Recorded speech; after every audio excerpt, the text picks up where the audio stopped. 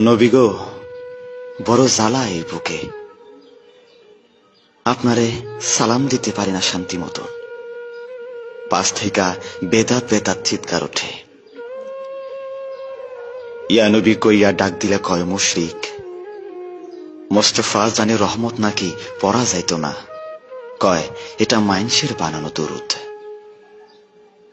কিন্তু আমি শুনছি শরফুদ্দিন বুসরিও একটা দরুদ বানাইছিলেন, মাওলায়া সাল্লি ওয়া সাল্লিম দিয়া শুরু।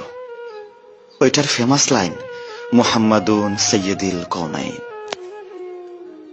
শুনছি এইটা লেখার পর আপনি তারে দর্শন দিছিলেন, গায়ে হাত বোলাইয়া রোগ সারাইয়াছিলেন।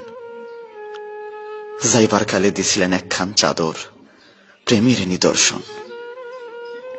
পাকিস্তানের খাজা চৌরভিত পুরা ৩০ পারা দরুদ লেখা হইছে। তার এই সাধনা কি বৃথা তাইলে? এই প্রেমের কি কোনো দাম নাই আপনার কাছে?